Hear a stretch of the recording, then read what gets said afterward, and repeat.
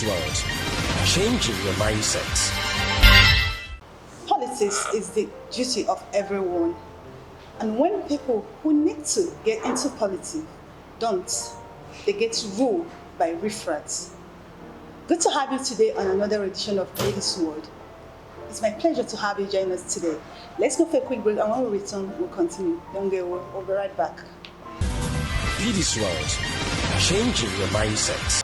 Welcome back to just joining us. This is This World. And my guest today on the show, it's one man who did magic in a local government in Lagos, through Liberate local government to be precise. And he is back again to do his magic pen the way he does it. He was a one man who was a local government chairman but was mistook for being the governor of the state then. He won award 2 times being the best chairman in Surulere local government in Lagos.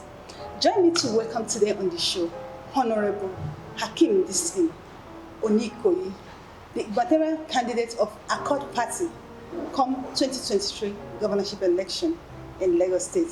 Sir, good to have you on This World today. You were once the local government chairman of Surulere local government in Lagos here, and people said that when you were the chairman, you were actually mistook to be the governor. You did well, you performed well, and you won 2 different awards as the best chairman then. Now, what does this mean to you? No, actually, you see, once you understand governance and you have good managerial skill and you have the thing you want to do for the people that you govern at your heart, and you have to believe that they come first, I think that's what actually got that in mind. Even when I promise A, B, C, D, and I found out being in government, it has to be more than A, B, C, D, so we went all the way down to Z. So to show that at least, while you are campaigning, you don't see all until you're on that C. And that's what happened. Like, you know what? We need to work for the people, for people to understand governance, and for the people to have the benefit that they've been yearning for so many years. And that's exactly what happened.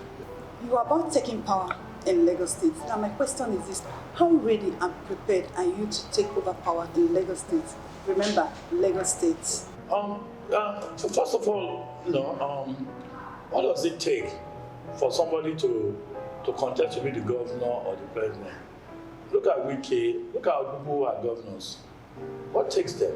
It is the passion. Then people calling you, you can do this, you can do better. What I've done in Surulere, at that time, people are already calling me governor. It got to a level where there was an issue with Ashwagi at that time, and that he was thinking I'm going to be the next governor. And I was saying, look, you know what, I'm not contesting for governor. I'd rather go back and just do one more time as a local government chairman. And but now, we've been putting, there's no proper election. Whoever is supposed to emerge as the party candidate in the APC are not done properly. It's always about this election. So I figured, then again, all the promises that, I made, I feel, all the promises that they've been making since that time to today have never been kept. We can't even give them 25% of all the promises that they promised. And I said, look, you know what? I'd rather be a part of solution. I don't want to continue to be the part of the problem. The problem is just every day is increasing from 2 to 10 to 20 to 100 to 200 to 1,000. So let's be part of the solution. Let's see what we can do. It's time that we need to change the governance of Lagos State because, you might be thinking things are going on well, but they are not. They are not. There's a lot of double taxation, and there's a lot of crime increase. There's a lot of ag bureau, area boys, street corner, gangs, all that kind of stuff.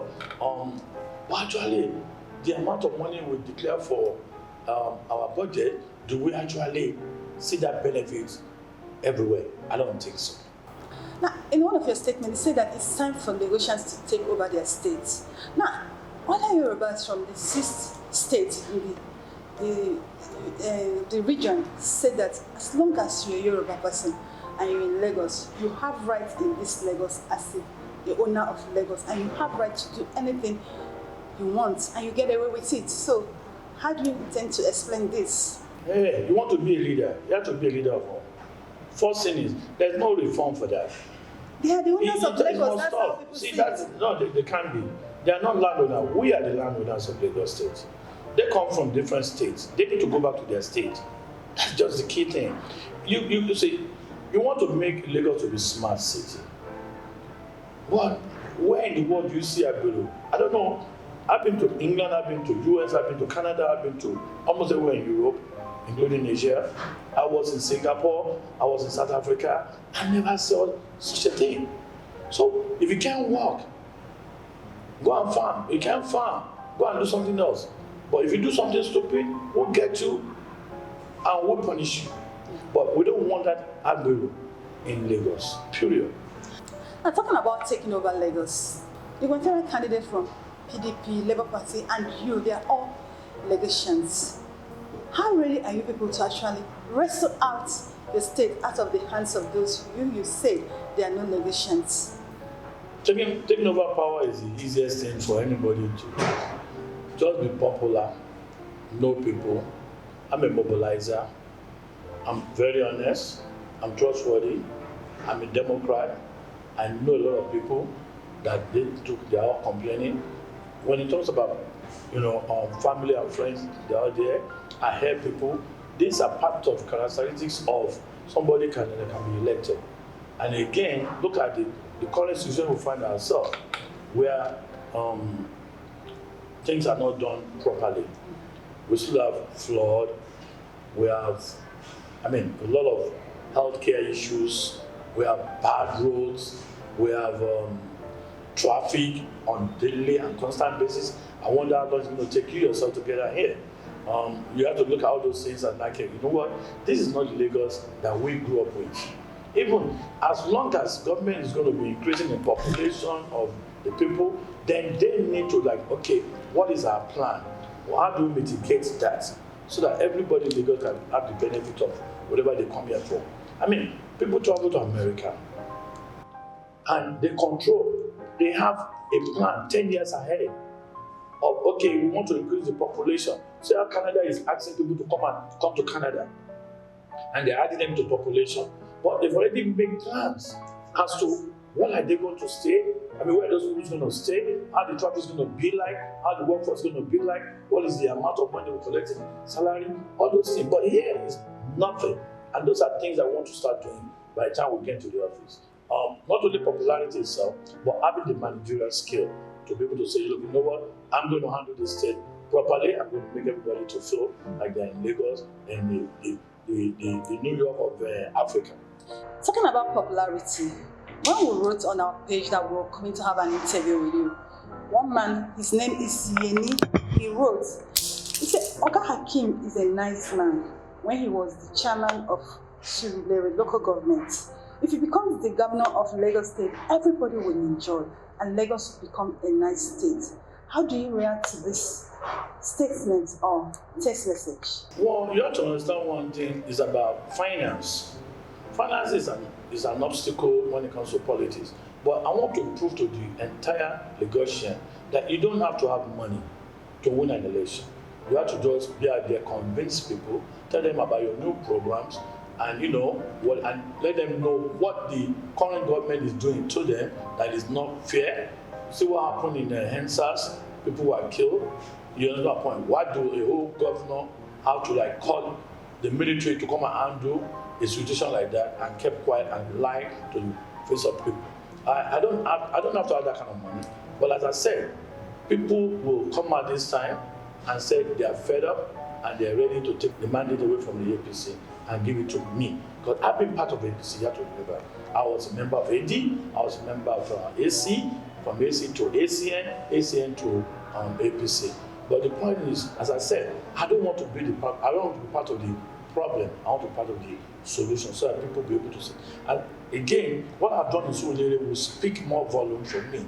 But people will soon see me. Because right now, the media is covering more of the presidential candidate right now. That's exactly what's going on. So you go out there and do your own on the governorship level. It's like, you know what, where election is the presidential, and that's exactly what's happening. So I don't want where I put money and the same thing is rubbish down, drain. So I don't want that. So we're doing the way we can do it on our, but we have a specific target audience, and we have a specific numbers of votes that we're looking for. So we don't want to just campaign to the whole Lagosians as a whole. Are you getting my point? Because APC is there, PDP is there, and other political parties are there. So we have our own target audience, and those are the people we are engaging onto. Talking about the Obas having and taking their place, there's this saying that the Obas and the Lagosians, that they have price, and once you pay their price, that they are okay. They don't even care what you do with their state or how you treat it. And you are not saying that you want to give them that freedom. How possible is that going to be? That's what people have been saying, and that's why they always use the word Lagos is no man's land. To me, it's a rubbish statement, and I don't believe in that. So we that we own Lagos, we know this is our territory. But enough is enough. There must be where we're going to say, you know what, we can't take it no more. So despite the fact we say we can't take it no more, but it takes time. We're not saying don't come here to benefit and go back there and do whatever you have to do. But the point is, at least let us see the development you are putting here with whatever you are making in Lagos, and that's what matters to us. But you cannot take Lagos away from us. Now, so Honorable, in few time, maybe 2 or 3, tell us more about your 7-point agenda. Maybe 2 or 3, because we might not be taking all here now. Well, number one is, you see, the first thing I said that you will catch anybody, it's about total freedom. We need to be free from being caged. I want to be a governor that I need to help, I need to do things, we need to give our contract, let it done by the law. Not by who you know and imposed on you by someone. So then again, who's supposed to be the next king of a certain area is not by bringing somebody as an opposition. You can see what happened in Osho State, that I'm just hearing in Arise News this morning, how they just upgraded second level of Obas to first class, and fast installation of other people who are supposed to be over, even to make an APC chairman to become a king, all that kind of stuff. All those things will definitely have to. It's taking place here too. Those are part of caging. Then again, giving the local government a total freedom. See, they understand that they are guaranteed in the constitution that they exist. So let there be. So I'm going to give them their total freedom, and I'm going to stop joint account so that they use their own money for whatever they want to use it for. So I will not intervene into that. Then again, I will make sure on monthly basis there are 10% allocation from the constitution that needs to be given to all the local government will be shared among them. Total autonomy. Yes. Wow. It's something that has to be done. So then again, give the KBC sense of belonging, take part in your local government and be there. That's where you govern. Stay with the local government, advise the local government, work together as one, and do things supposed to be done rightly. That's once that caging is totally taken out. Then the next thing is we're talking about health and safety. What is making Lagos not to be complying with so many things is about health, safety, and security and insurance. So the first is we're going to establish safety as a ministry, and making every company in Lagos State must have a department of safety. So if we have that, then again, open up a data for complaints of whatever infractions. There will be a risk assessment to be done in order to make sure that they comply. See, I want to establish what is done in Singapore to make Lagos. There's no reason for you and I to be using an handkerchief. Wow. So that's one of what we're saying, So then the environment too, you can see what is happening in the environment. Everywhere is scattered. We have people who are just moving around. Street trading is happening. There's over 2 million of them on our street on daily basis and selling. So my point is this: you want to leave your house, take whatever you want to buy from the grocery store, keep it in your car. Do whatever you want. There won't be anybody selling on the street again, because we don't know who are the gangs or people that come and break into your car while driving. The road is meant for car to ride on, not just people, working on the road. That's not fair. We're going to do a massive deployment and infrastructural development in Ojo, Badagry, Nigeria side, then Epe area. I will finish all the road that somebody was unable to finish in the Epe side, and bring a lot of development like Polo, Formula One into either one of them, like that kind of stuff. We have an international airport in Epe already that is coming up in Bejuleki and some other stuff. So we're going to have sporting activities. A lot more. Then a lot of low-cost houses will be in those areas. Then again, working on the light train, the train that will link. I'm not talking about the railway line that they're doing. I'm not concerned about that one. I'm doing electric railway line. That all it requires is just power from the IPP that we have, that will be able to take a railway from VI straight down to Epe to Ikorodu to Stadium in that area. Then other houses from Alimosho or to Badagry, all those ones will be available. They will still be on the same BRT lane. Honorable, in 30 seconds, tell Lagosians why they should vote you. Tell them why you should be the next governor of Lagos State. Well, Lagosians, my name is Honorable Hakeem Dickson.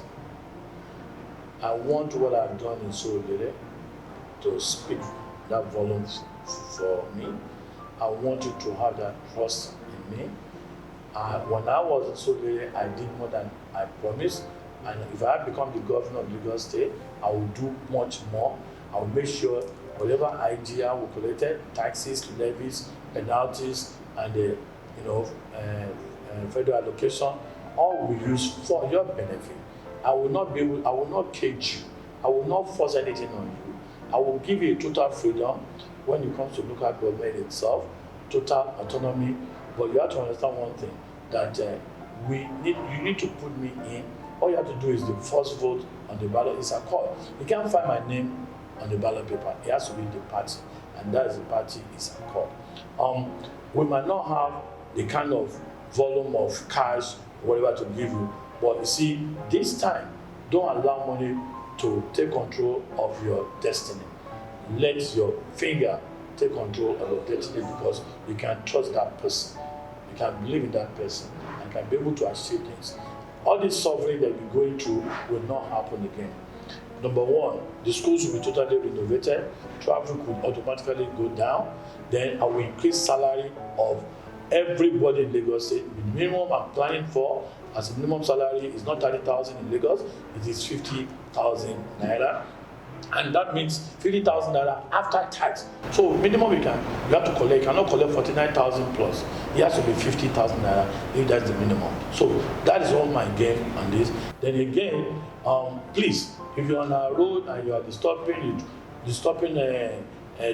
our road, please, the best bet is just leave town now and get out, because the new sheriff is going to be in town in May 29, and I'm going to take a strong hold on defending Lagos. But believe me, there will be more money, price of things will definitely go down. We're going to have a serious type of farming. We're going to move from consumption into production. Because when we're talking about that, I'm talking about the farming level, how to raise our own animal by ourselves. We don't need so many things being imported here. Then we're going to talk about waste to wealth. Is going to be part of those our achievement that will definitely speak volume, so that we can be able to clear the rivers away. Then again, we're talking about more buses to be on the road, so that at least cost of transportation will definitely go down, will not be taking that much of your time. Then you don't have to wake up 4 o'clock in the morning to start coming to work.